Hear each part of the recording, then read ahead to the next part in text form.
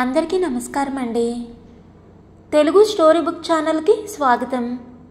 ఈరోజు నేను మీకు వినిపించబోతున్న కథ పి సత్యవతి గారు రచించిన ఇంటి దీపం. కథను చివరి వరకు వినండి. నచ్చితే లైక్ చేయండి. కొత్తగా మన ఛానల్ని చూస్తున్నట్లయితే కనుక సబ్స్క్రైబ్ చేసుకోవడం అస్సలు మర్చిపోవద్దు. మరిక కథలోకి వెళ్ళిపోదామా? అతను వచ్చే సమయం ఆసన్నమవుతున్న కొలది అనురాధకి ఆతృత హెచ్చసాగింది. అది కేవలం ఆతృత మాత్రమే కాదు, అందులో భయం ఉంది, సంతోషము ఉంది, ఆవేదన కూడా ఉంది. ఇవేవీ పట్టనట్లు అత్తగారు, ఆమె మనవడు పొంగిపోయే సంతోషంతో అతనికి స్వాగతం పలకడానికి సన్నాహాలు చేస్తున్నారు. ఇల్లు కడిగించారు, రంగులు వేయించారు, తోరణాలు కట్టించారు, రంగవల్లులు దిద్దించారు, అద్దంలా అలంకరించారు. స్టేషన్కి వెళ్ళడానికి ఏ బట్టలు వేసుకోవాలో తెలియక సతమతమైపోతున్న కొడుకుని చూసి జాలిగా నవ్వుకుంది అనురాధ. అతను స్వదేశం విడిచే నాటికి వీడింకా భూమి మీద పడలేదు. ఎప్పుడు చూసి ఎరగని వ్యక్తి మీద ఎంతో గౌరవం, ప్రేమ పెంచుకొని అతని ఆగమనం కోసం మనసంతా కళ్ళు చేసుకొని ఎదురు చూస్తున్న ఈ కుర్ర కొంక భవిష్యత్తు ఎలా ఉంటుందో, వాడికి అతని నుంచి ఎలాంటి ఆదరణ లభిస్తుందో. అమ్మాయి అనురాధ, త్వరగా తెములు, అవతల రైలు వేళయింది. అత్తగారు కేకలు పెడుతుంది. బొంబాయి నుంచి వచ్చే రైలు ఇంకో గంటకొస్తుంది. కారులో స్టేషన్కి వెళ్ళడం 10 నిమిషాలు. ఆవిడకి ఎందుకు ఇంత తొందర? నానిగాడు బండించి రావడం 5 గంటలకైతే తనెందుకు 4 గంటల నుంచి గడపలో నిలబడ్డం? అందుకే అనురాధ బట్టల బీరువా దగ్గర నిలబడి తన ప్రతిబింబాన్ని అద్దంలో చూసుకొని నిట్టూర్పు విడిచింది. అందానికి తలో ఒకరు తలొక నిర్వచనం చెప్తారు. ఎవరి కళ్ళు చెప్పే భాష్యాన్ని వాళ్ళు నమ్ముతారు. తనకేమిటి తక్కువని? తను కట్టుకున్న లేత పసుపు రంగు పట్టుచీరకి తన వంటి రంగుకి తేడా కనిపెట్టగలరా ఎవరైనా? నల్లగా నిడుపైన జడ నాగుపాములా లేదా? తను నాజుగ్గా మాట్లాడదా? సభ్యతగా మెలగదా? ధనం లేదా? ఏమిటి కొరత? కొరత తనలో లేదు, అతని మనసులో, అతని ఆలోచనలోనే ఉంది. తనెందుకు ప్రతి నిమిషం ఆరాటంతో కృంగిపోవాలి? రానున్న ఫలితాన్ని ధైర్యంగా ఎదుర్కొనే శక్తి తనకుంది. తనెందుకు భయపడాలి? అలంకరణ పూర్తి చేసుకొనొచ్చి కారులో అత్తగారి పక్కన కూలబడింది అనురాధ. నానిగాడు డ్రైవర్ పక్కన కూర్చుని డ్రైవింగ్ శ్రద్ధగా గమనిస్తున్నాడు. విజయవాడ పట్టణం బద్ధకంగా నిద్రలేస్తుంది. సోమరితనానికి, అపరిశుభ్రతకి రూపం కల్పిస్తే అది విజయవాడ అవుతుందేమో అనుకుంది అనురాధ. అద్దంలో నుంచి చూస్తూ లండన్, న్యూయార్క్ నగరాలు చాలా అందంగా, ఎంతో పరిశుభ్రంగా ఉంటాయి కాబోలు. అవి చూసిన కళ్ళతో విజయవాడలో అడుగుపెట్టిన వాళ్ళ అనుభూతులు ఎలా ఉంటాయో. స్టేషన్లో పరిచితులు చాలామంది కనిపించారు. అందరూ అతన్ని రిసీవ్ చేసుకోవడానికి వచ్చిన వాళ్లే. కొందరు పూలమాలలు పట్టుకొచ్చారు. ఎక్కువ మంది అతని స్నేహితులు, కొంతమంది బంధువులు. అతనికి బాగా సన్నిహితుడైన స్నేహితుడు ప్రకాశరావు గులాబీల దండ చేతో పట్టుకొని హడావిడిగా తిరుగుతున్నాడు ప్లాట్ఫారం మీద. అతనికి అనురాధ పైన, నానిగాడి మీద అభిమానం మెండు. ప్రతి ఆదివారం ప్రకాశరావు వాళ్ళ ఇంటికి తప్పకుండా వస్తాడు. ఈ దండ ఎందుకు తెచ్చావు ప్రకాశ్ మావయ్య అంటూ అతని వెంట తిరగడం మొదలెట్టాడు నాని. మీ నాన్న కోసమోయ్. అతను రైలు దిగ్గానే ఈ దండ అతని మెళ్ళో వేసి చప్పట్లు కొట్టాలి. నాకు తెలిస్తే నేను తెచ్చేవాణ్ణి. అమ్మ చెప్పలేదు, నాయనమ్మ కూడా చెప్పలేదు. నాని ముఖం చిన్నబోయింది. దాదాపు కళ్ళ వెంట నీళ్లు వచ్చాయి. అదేమిట్రా నాని, ఈ దండ మీ నాన్నకి నీ చేతే వేయిస్తాను, సరేనా అన్నాడు ప్రకాశరావు వాడిని ఎత్తుకొని. వాడికి తల్లి మీద కోపం వచ్చినట్లుంది. ఆమెతో అసలు పలకడం లేదు. అనురాధ నవ్వుకుంది.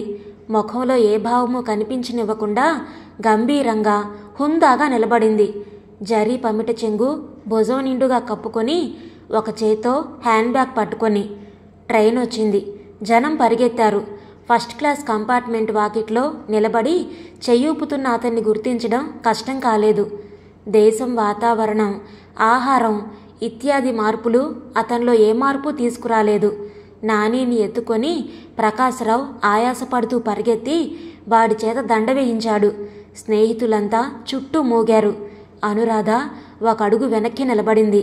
ఆమె అత్తగారు కొడుకుని నిలువునా పరీక్ష చేసి కళ్ళల్లోనే సంతోషాన్ని నింపుకో ప్రయత్నం చేస్తుంది. అతను కిందికి దిగాడు. నాని అతని వంక ఆపేక్షగా గౌరవంగా చూస్తున్నాడు.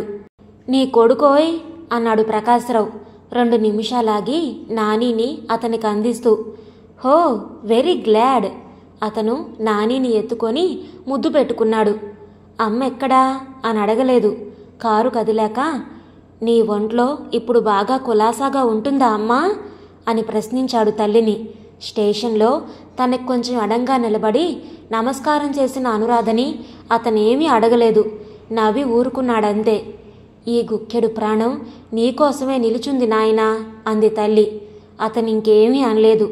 అద్దంలో నుంచి అనురాధ ముఖం కనబడుతోంది. గంభీరంగా నిండుగా ఉంది ఆ ముఖం. నాని తన ఒళ్ళో నుంచి కదలడం లేదు.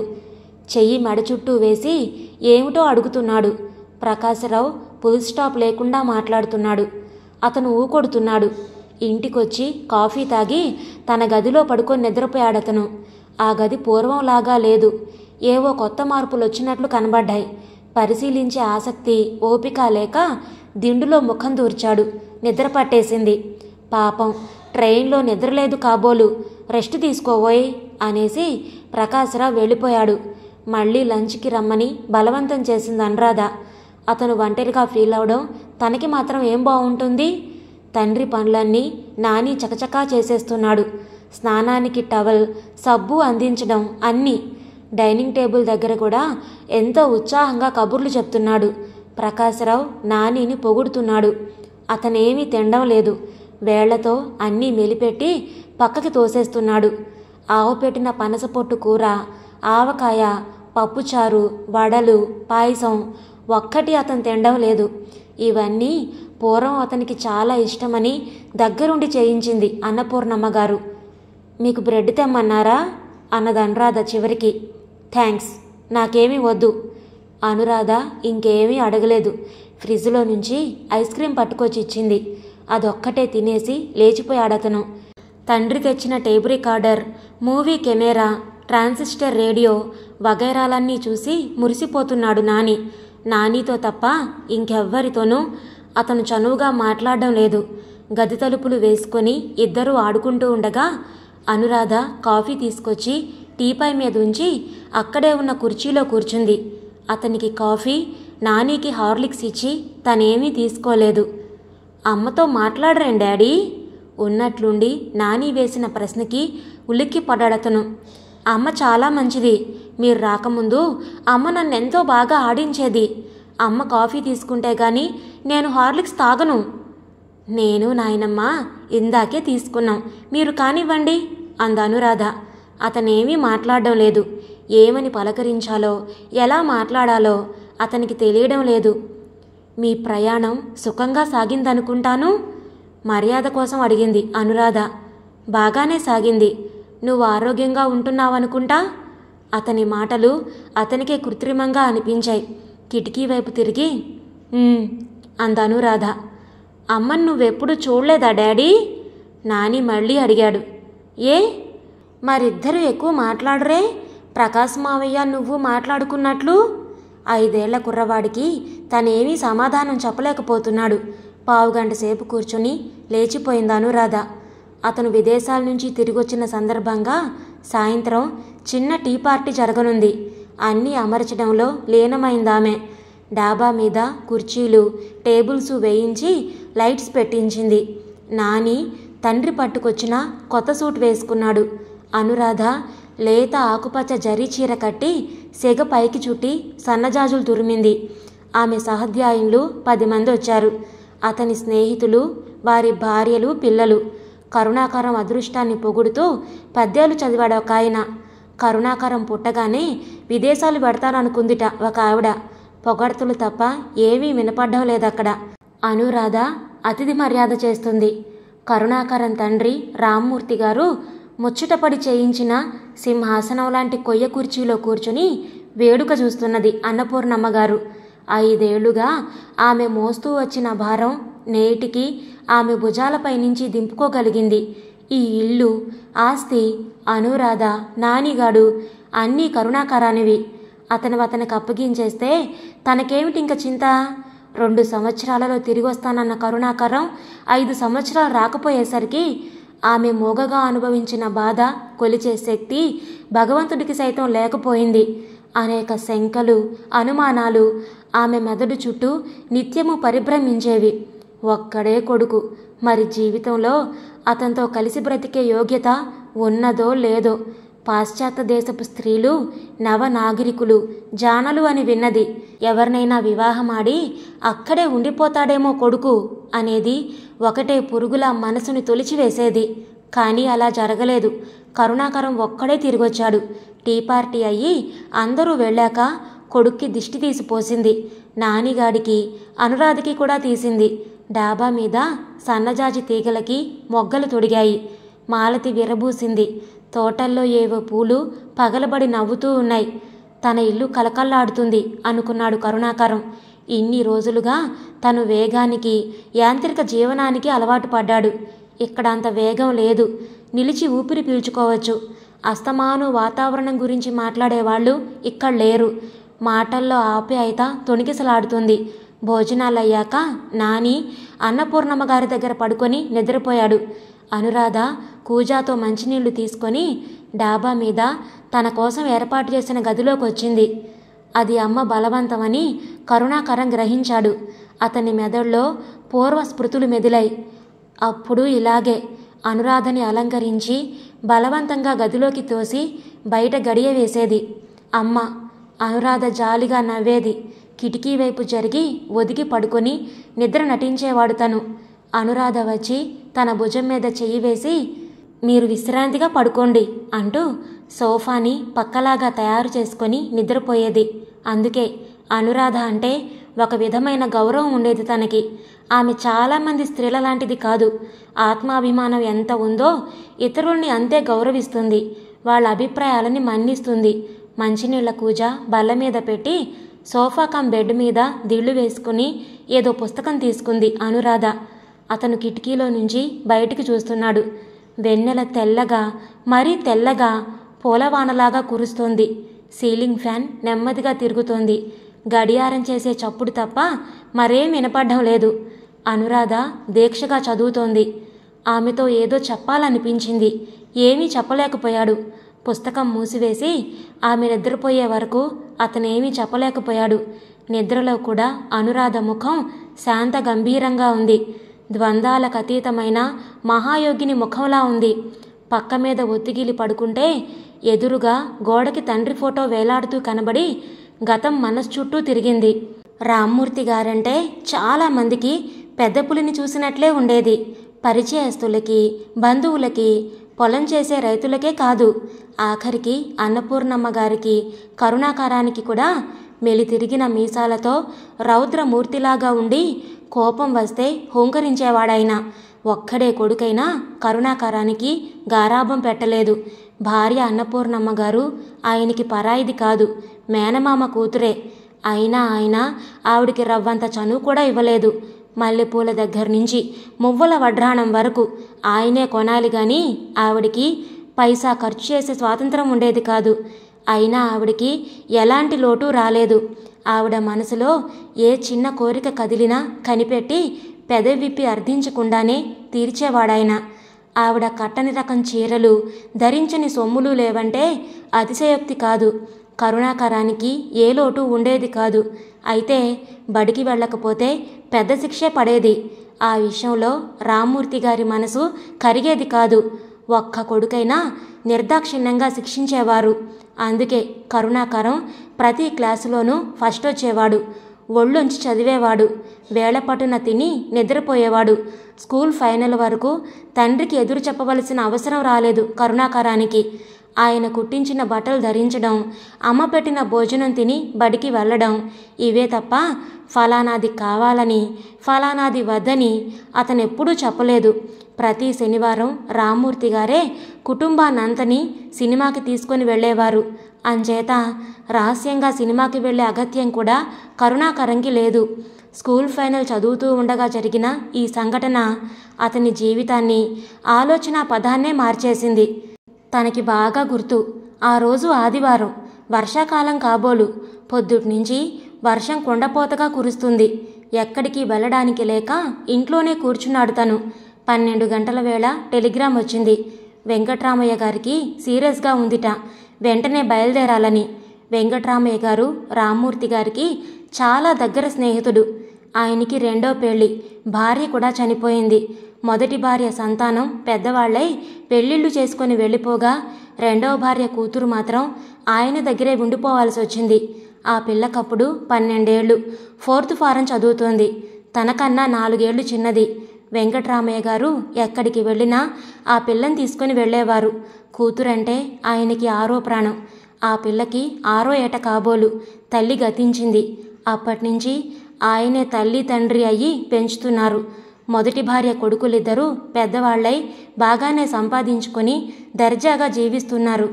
అయినా ఆయన ఎన్నడూ కూతుర్ని వాళ్ళిళ్ళకి పంపలేదు. ఆయనకి తరచూ గుండె నొప్పి రావడం మూలాన ఆస్తినంతటినీ ఏనాడో విల్లు రాసి పనిచేశారు. ప్రస్తుతం ఆయన పేర 10 ఎకరాల మాగాణుంది. పల్లెటూళ్ళలో చక్కని డాబా ఉంది. ఆ రెండు ఆయన తదనంతరం కూతురుకొస్తాయి. వెంకట్రామయ్య గారి సుస్థి మాట వినగానే టాక్సీలో బయలుదేరారు రామ్మూర్తి గారు. ఆ ఊరు బెజవాడికి 50 మైళ్ళు ఉంటుంది. కరుణ, నువ్వు కూడా పదా అంటూ కొడుకును కూడా బయలుదేరదీశారు. అక్కడికి వాడేందుకు, కుర్రవెధవా, జడుసుకోవడానికా అంటూ అడ్డు తగిలింది అన్నపూర్ణమ్మగారు. కుర్రవెధవేమిటి, 16 ఏళ్ళు వస్తేనూ జీవితాన్ని చూడడం నేర్చుకోవాలి అని కొడుకుని చెయ్యి పట్టుకొని టాక్సీ ఎక్కించారు రామ్మూర్తి గారు. టాక్సీ ఆ ఊరు చేరేసరికి 4 గంటలైంది. ఇంటి నిండా బంధువులున్నారు. వాకిట్లో డాక్టర్ గారి కారుంది. పొలం చేసే రైతులు, పనివాళ్ళు అందరూ కన్నీళ్లు తుడుచుకుంటున్నారు. ఇంకా వర్షం కురుస్తూనే ఉంది. 4 గంటలకే బాగా చీకటి పడినట్లయింది. గదుల్లో దీపాలు వేశారు. వెంకట్రామయ్య గారికి ఇంకా స్పృహ ఉంది. నీరసంగా మాట్లాడుతూనే ఉన్నాడు. కొడుకులిద్దరూ కుర్చీలు వేసుకుని చెరొక వైపున కూర్చున్నారు. కూతురు దిగాలుగా తండ్రి కాళ్ళ దగ్గర కూర్చుంది. అరుగో నాన్న, రామ్మూర్తి గారొచ్చారు అన్నాడు పెద్ద కొడుకు తమని చూసి లేచి నిలబడి. వెంకట్రామయ్య గారి కళ్ళు సంతోషంగా మెరిశాయి. రామ్మూర్తి గారు వెళ్ళి కుర్చీలో కూర్చొని ఆయన చెయ్యి పట్టుకున్నారు. నీకోసమే అన్నారు వెంకట్రామయ్య గారు చాలా నీరసంగా. నీకేం పర్వాలేదు, రామ్మూర్తి గారు ఊరడించారు. కరుణాకరం తండ్రి వెనక నిలబడ్డాడు.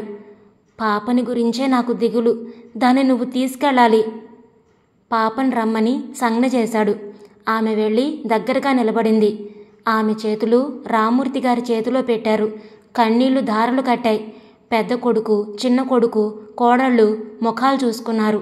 కోడళ్ళిద్దరూ మూతి విరిచారు. బంధువులు ఆశ్చర్యం ప్రకటించారు. 2 కొడుకులుండగా ఎవరో పరాయి వ్యక్తికి అప్పగించడం ఏమిటి చిన్నపిల్లని? ఆయన భార్య సవ్యంగా చూస్తుందా? ఆ ఇంట అప్పుడెవరూ మాట్లాడలేదు. వెంకట్రామయ్య గారి ప్రాణం మరి 2 రోజులకు గానీ పోలేదు.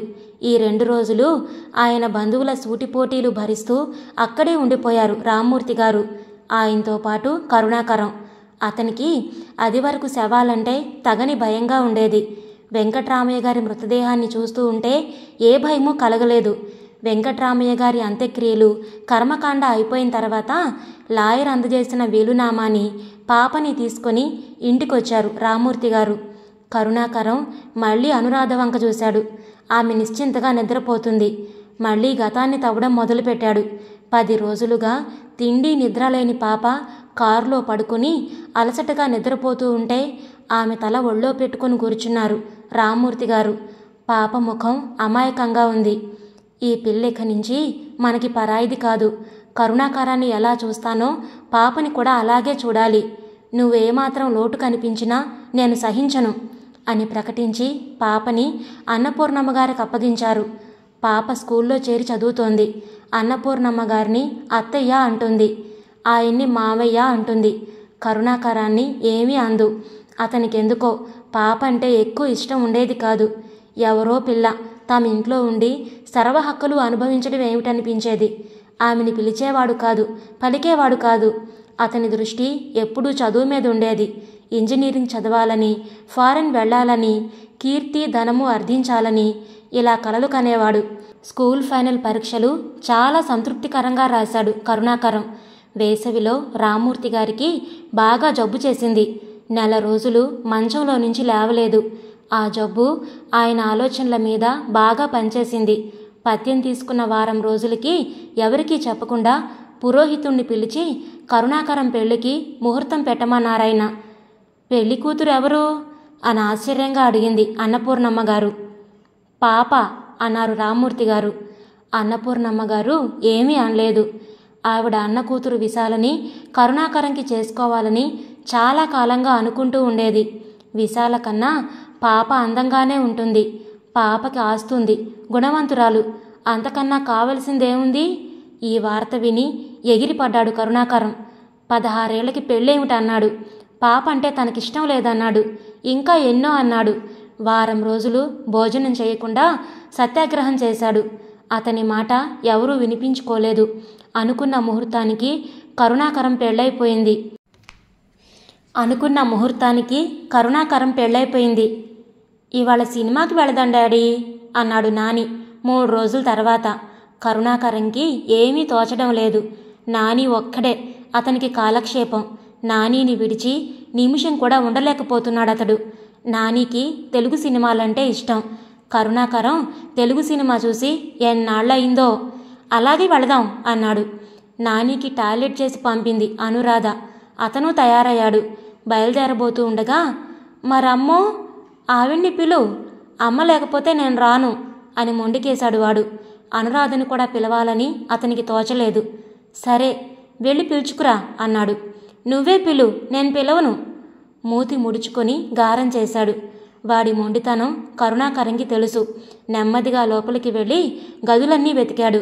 వంటింట్లో కూర్చుని వంట ఆవిడ చేత ఏదో వండిస్తుంది అనురాధ. స్నానం చేసి మామూలు చీర ధరించింది. అతన్ని చూసి లేచి నిలబడి ఏం కావాలి అని అడిగింది. నిన్ను సినిమాకి రమ్మని బాబు గోల చేస్తున్నాడు, రాకూడదు? అనురాధ విస్తుబోయింది. ఒక్క క్షణం ఆలోచించి పదండి అని తన గదిలోకి వెళ్ళి చీర మార్చుకొని వచ్చింది. తన వివాహమైన ఇన్ని సంవత్సరాల తర్వాత మొట్టమొదటిసారిగా ఆమె పక్కన కూర్చొని సినిమా చూస్తూ తనకి అనురాధపై గల అయిష్టానికి కారణాలు వెతకసాగాడు కరుణాకరం. హైదరాబాద్, బెంగళూరు నగరాల్లో అందమైన అమ్మాయిలతో పరిచయం అయింది. అందులో సునంద, హేమమాలిని చాలా సన్నిహితులయ్యారు. అయితే వాళ్లలో తనకేదో లోటు కనిపించింది. తనకి ఒక్క అనురాధపైనే కాదు, వివాహం అంటేనే ఏదో వైముఖ్యం. దానికి కారణం బాల్య వివాహం కావచ్చు, తన ఇష్టానికి వ్యతిరేకంగా చేయడం వల్ల కావచ్చు, తండ్రిపైన కోపం కావచ్చు. నిజానికి అనురాధకేం లోటని సినిమా చూస్తున్నంతసేపు కరుణాకరం ఆలోచిస్తూనే ఉన్నాడు. విదేశాల్లో ఎంతోమంది స్త్రీలు పరిచయం అయ్యారు. అక్కడి వివాహ వ్యవస్థే నచ్చలేదు కరుణాకరంకి. వాళ్ళని గౌరవిస్తూ ఎప్పుడూ దూరంగానే ఉంచేవాడు. అప్పుడప్పుడు అనురాధ జ్ఞాపకం వచ్చేది.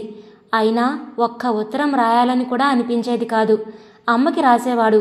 నానిగాడి క్షేమం మాట వరసకు అడిగేవాడు. అందులో అనురాధ ప్రసక్తి లేదు. అనుకున్న దానికన్నా ఎక్కువ చదువుకోగలిగాడు. ఆశించిన డిగ్రీ కన్నా విలువైన డిగ్రీ సంపాదించగలిగాడు. అయినా అతనికి ఏదో లోటు కనిపిస్తూనే ఉంది. సినిమా నుంచి తిరిగొచ్చాక పాలు తాగి నాని నిద్రపోయాడు. యథాప్రకారం అనురాధ మంచినీళ్లు తీసుకొని గదిలోకి వచ్చి సోఫా పైన పడుకుంది. భోజనాల దగ్గర కూడా ఆమె ఎక్కువ మాట్లాడలేదు. కరుణాకరం నిద్ర కోసం వెర్రిగా ప్రయత్నిస్తున్నాడు. సోఫా మీద పడుకున్న అనురాధకి ఎందుకో తన వివాహం నాటి సంగతులు గుర్తుకొచ్చాయి. జబ్బుతో అవస్థ పడుతూ కూడా తనపై ఎంతో శ్రద్ధ తీసుకుంటున్న రామ్మూర్తి గారిని చూస్తే తనకి చాలా గౌరవంగా ఉండేది. ఎప్పుడూ ఆయన మంచం దగ్గరే కూర్చొని సేవ చేయాలనిపించేది. స్కూల్కి వెళ్ళకపోతే ఆయన కోప్పడేవారు. నేను లేనా పాప, నీకెందుకు శ్రమ, స్కూల్కి వెళ్ళమ్మా అనేది అన్నపూర్ణమ్మగారు. అన్నపూర్ణమ్మగారు తననెంతో ప్రేమగా చూసేది.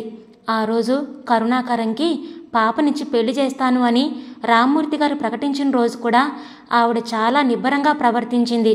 తనని దగ్గరికి తీసుకొని చెంపలు నిమిరింది. కరుణాకరం ప్రవర్తన చూసి భయపడిపోతూ అతనికి ఇష్టం లేని ఈ పెళ్లి ఆపించండి అని చెప్పాలని ఎంతో ప్రయత్నించింది తను. కానీ నోట మాట రాలేదు. కరుణాకరం అంటే తనకి చాలా ఇష్టంగా ఉండేది. అతను తనని చీదరించుకున్నా, తనతో పలక్కపోయినా అతనంటే కోపం వచ్చేది కాదు, ఎంతో అభిమానించేది. అతను తనకి భర్త కావడం తనకి సంతోషమే కలగజేసింది. 12 ఏళ్ల పిల్లకి అంతకన్నా ఏం తెలుస్తుంది? పీటల మీద అతను ముఖమంతా చిన్నబుచ్చుకొని కూర్చోవడం, తను వినేటట్లు ఏవో అండం, కాలికి అడ్డం వచ్చిందల్లా తన్నడం, అవన్నీ అప్పుడు తనకేమీ మనసుకి పట్టలేదు. పట్టులంగాలు, జరీ ఓణీలు, నగలు, విందు భోజనాలు, అనేక మంది బంధువులు, హాస్యాలు, వినోదాలు తనకెంతో సంబరంగా ఉండేది. వేసవి వెళ్ళిపోయింది. కరుణాకరం కాలేజీలో చేరాడు, ఇంటర్మీడియట్లో. తామిద్దరికీ స్నేహం కలపాలని అన్నపూర్ణమ్మ గారు తంటాలు పడేది. ఒకేసారి భోజనం వడ్డిస్తే లేచిపోయి భోజనం తన గదిలోకే తెమ్మనేవాడు. 2 ఏళ్లు అలాగే గడిచిపోయాయి. కొత్త బట్టలు కొనుక్కోవడం, స్నేహితురాలతో కలిసి చదువుకోవడం, గృహావరణలో పూల మొక్కలు పెంచడం, ఇవి తన నిత్య కృత్యాలు. అప్పుడప్పుడు తండ్రి జ్ఞాపకం వచ్చేవాడు. చాలా దిగులనిపించేది. ఎవరో స్నేహితురాలొచ్చి కబుర్లు చెప్తూ ఉంటే దిగులు మర్చిపోగలిగేది. స్కూల్ ఫైనల్ మంచి మార్కులతో పాస్ అయింది తను. అతనికి ఇంటర్లో క్లాస్ రావడం, బిఈలో సీట్ రావడం జరిగిపోయాయి. ఇంటి నుంచి వెళుతూ అతను చాలా సంతోషం వెలిబుచ్చాడు. అతన్ని ఒంటరిగా కలుసుకొని ఏదో చెప్పాలని, తనకి ఒక్క ఉత్తరం రాయమని అడగాలని ఎంతో తపించింది. ఆ అవకాశం తనకి చిక్కనే లేదు. సామానుతో అతని కారు సాగిపోతూ ఉంటే డాబా మీద నుంచి చూసి కళ్ళు తుడుచుకుంది. అతను తనకెంతో ఆప్తుడైనట్లు, అతని వియోగం తను భరించలేనట్లు అనిపించింది. ఎవరికి కావాలి తన వేదన? ఆ ఆవేదన అక్కడికక్కడే అణగారిపోయింది. రామ్మూర్తి గారు తనని కాలేజీలో చేర్పించారు. మరి 4 సంవత్సరాలు అలాగే గడిచిపోయాయి. సెలవులకి వచ్చినా తన వంక చూసేవాడు కాదు కరుణాకరం. స్నేహితురాళ్ళు ఎవరైనా వచ్చి, మీ ఆయన్ని పరిచయం చేస్తే అరిగిపోతావుటోయ్ అనేవాళ్ళు. యాంత్రికంగా పరిచయం చేసేది. అతను నమస్కారం పెట్టి, నాకు పనుందండి అంటూ వెళ్ళిపోయేవాడు. బిఈ అయిపోయి ఇంటికి సెలవులకొచ్చిన కరుణాకరం తండ్రి మరణాన్ని చూడాల్సి వచ్చింది. తుది ఘడియల్లో ఆయనేమీ ఎక్కువ చెప్పలేదు. పాపం నీకు అప్పగిస్తున్నాను, దానికి అన్యాయం చెయ్యకు అన్నారంతే. రామ్మూర్తి గారి మరణం అనురాధని కృంగదీసింది. ఆ ఇంట్లో ఇంక తన సంగతి పట్టించుకునేది అత్తగారే. ఆవిడే దిగులుతో కృశించిపోతుంది. ఇంక తన్నెవరు ఊరడిస్తారు? కరుణాకరం చాలా గంభీరంగా ఉండేవాడు. తల్లిని కూడా ఎక్కువ ఓదార్చేవాడు కాదు. అనురాధే అన్నపూర్ణమ్మ గారిని కనిపెట్టి ఉండేది. ఎంఈలో సీట్ సంపాదించుకొని వెళ్ళిపోతున్న కొడుకుని అటకాయించి, ఇన్నాళ్లుగా వాయిదాలు వేస్తూ వచ్చావు, ఈ శుభకార్యం కాస్త కానిచ్చి వెళ్ళు అని ఒట్టు పెట్టుకుంది తల్లి. గుమ్మాలకి తోరణాలు కట్టించింది. అందరినీ భోజనాలకి పిలిచింది. అనురాధకి కొత్త చీర కట్టి మల్లెపూల జడవేసింది. సెంటు రాసింది. గదిలోకి పంపి బయట గొళ్ళెం వేసింది. కరుణాకరం చిక్కులో పడిపోయాడు.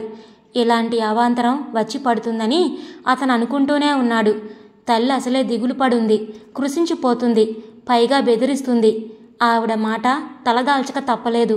అనురాధ లోపలికొచ్చి చాలాసేపు సోఫాలో కూర్చుంది. చివరికి సోఫాని పడకలాగా తయారు చేసుకొని నిద్రపోయింది.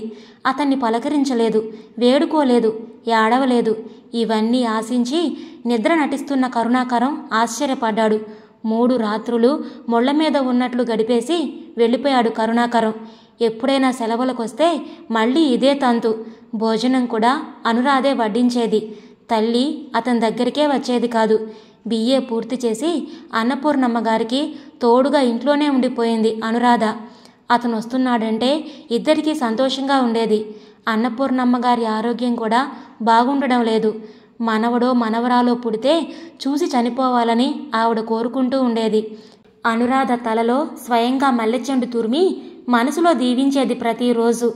ఆమెకి కొడుకు కోడలు గడుపుతున్న బ్రహ్మచారి జీవితం సంగతి తెలీదు. ఎంఈ కూడా పూర్తి చేసి విదేశాలకు వెళ్ళడానికి ప్రయత్నిస్తున్న కొడుకుని ఆవిడ బ్రతిమలాడింది. చదివినంత వరకు చాలంది. తన కళ్ళెదుటే ఉండి ఏదైనా ఉద్యోగం చేయమంది. మనవడి కోసం ఆవిడ కలవరించని రోజంటూ ఉండేది కాదు. కోడల్ని కొడుకుని స్నేహితుల్ని చేయాలని, విడరాని జంటగా బంధించాలని ఎంతో ప్రయత్నించేది. రోజులాగే ఆ రోజు అనురాధ మంచినీళ్ల కూజా తీసుకుని మేడ మీదకొచ్చింది. తెల్లని జరీ పువ్వులున్న తెల్ల రంగు బెనారస్ పట్టుచీర కట్టి తెల్లని జాకెట్టు వేసుకుంది. మెడలో ముత్యాల దండ, చెవులకి రవ్వల దుద్దులు, తలలో మల్లెచెండు. చల్లగా తెల్లగా మబ్బు తునకలా వచ్చింది. ఈ అలంకారం అంతా అమ్మ పిచ్చేనని కరుణాకరంకి తెలుసు. లేకపోతే నిద్రపోవడానికి ఇంత ఆడంబరమా అనిపించింది. అనురాధ చాలా మంచిది. బొమ్మలా కూర్చుని అమ్మ చేత అలంకారం చేయించుకుంటుంది. తనని బాధించదు. గది బయట సన్నగా వర్షం తుంపర పడుతుంది. చల్లని గాలి చలిగాలిగా మారుతుంది.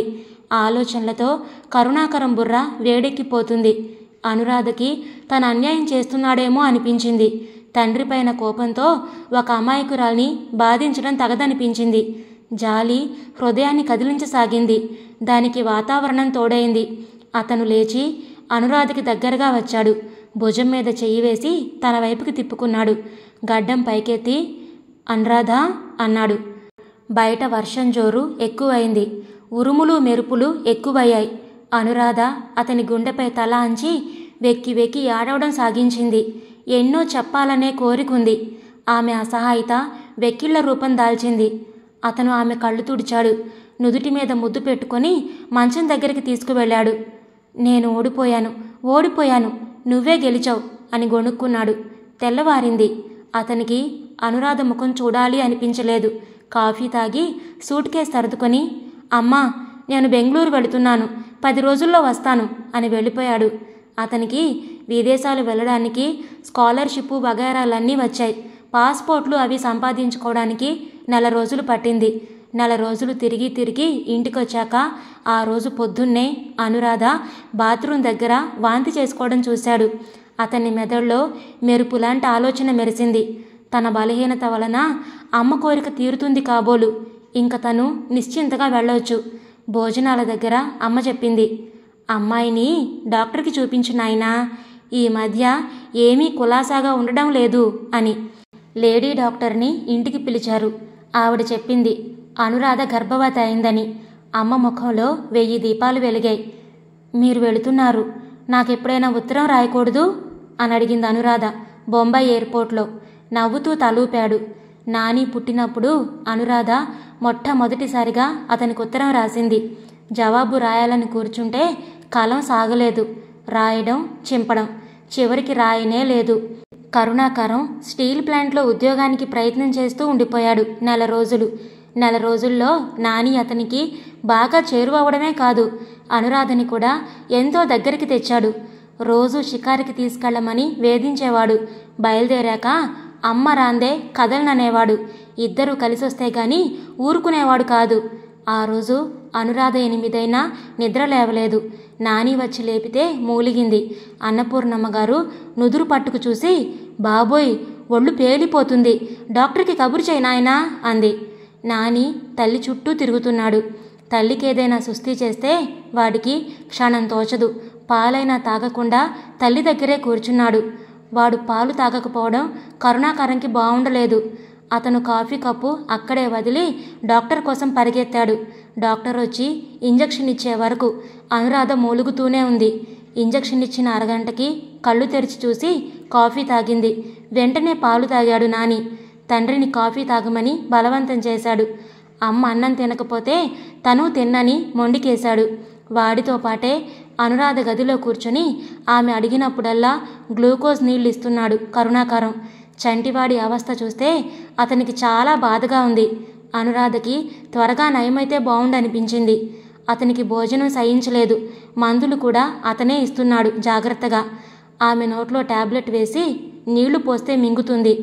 అనురాధ జ్వరం 1 వారం రోజులు గాని తగ్గలేదు. ఈ వారంలో నాని తండ్రి చేత బాగా సపర్యలు చేయించాడు తల్లికి. వాడు చిక్కిపోయి సగం అయిపోయాడు. అనురాధ, కొంచెం హార్లిక్స్ తాకపోయావా? ఈ పూట మందు వేసుకున్నావా? నువ్వేం పని చేయకు. ఇలా కరుణాకరం చెప్తూ ఉంటే అనురాధే కాదు, అన్నపూర్ణమ్మ గారు కూడా ఆశ్చర్యపడ్డది.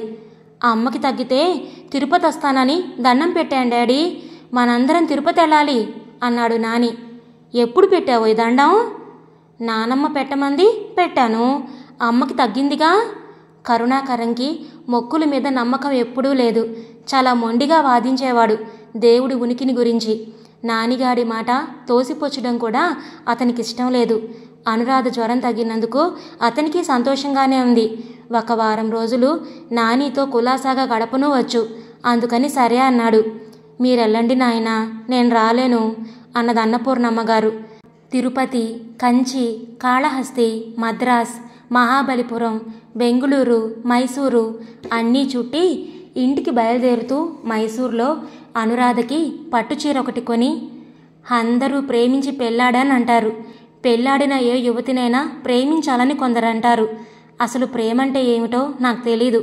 కానీ ఇప్పుడిప్పుడే నిన్ను చూస్తే నువ్వు నా దానివని, నాకెంతో కావలసిన దానివని అనిపిస్తుందనురాధా. నీకో చీర కొనాలని ఇవాళే అనిపించింది అన్నాడు కరుణాకరం. అనురాధ హుందాగా నవ్వింది. ఆ హుందాతనమే కరుణాకరంకి ఇష్టం. యాత్రలన్నీ అయ్యి ఇంటికొచ్చాక కొడుకు కోడలు ఆప్యాయంగా మాట్లాడుకోవడం, చమత్కారాలు, చెణుకులు విసురుకోవడం చూసి, నేనిన్నేళ్లుగా సాధించాలనుకున్నది నువ్వు 2 నెలల్లో సాధించావు నాని. అందుకే మనవడు కావాలని ఎంతో కలవరించాను. మన దేశంలో ఎన్నో సంసారాలు పిల్లల మూలంగా నిలుస్తున్నాయి. అదే మనకి విదేశీయులకి తేడా. ఆపేక్షలు, అంతఃకరణలు హృదయంలో నుంచి పుట్టుకురావడానికి పిల్లలు కారణం అంటే ఎంత గర్వంగా ఉంటుంది అనుకుంది అన్నపూర్ణమ్మగారు. నానికి ఇవేవీ తెలియవు. అమ్మా నాన్న నవ్వుతూ మాట్లాడుతూ ఉంటే వాడి కళ్ళు 1,000,000 దీపాల వెలుగులు విరజిమ్ముతాయి. వాడి కళ్ళల్లో వెలుగు అనురాధ జీవితానికి పూలబాట. వాడే ఆ ఇంటికి దీపం. ఇదండి ఈరోజు కథ. మీకు నచ్చిందా? నచ్చితే లైక్ చేయండి, షేర్ చేయండి. అలాగే మీ విలువైన అభిప్రాయాలను కామెంట్స్లో తప్పకుండా తెలియచేయండి. ఇంత మంచి కథను మనకు అందించిన పి సత్యవతి గారికి మనందరి తరపు నుంచి ధన్యవాదాలు తెలియచేసుకుంటున్నానండి. ఇలాంటి మరెన్నో మంచి మంచి కథలు వినడానికి కొత్తవాళ్ళు మన ఛానల్ని తప్పకుండా సబ్స్క్రైబ్ చేసుకోండి. మరొక మంచి కథతో మళ్ళీ కలుద్దాం. అప్పటి వరకు ఉంటానండి.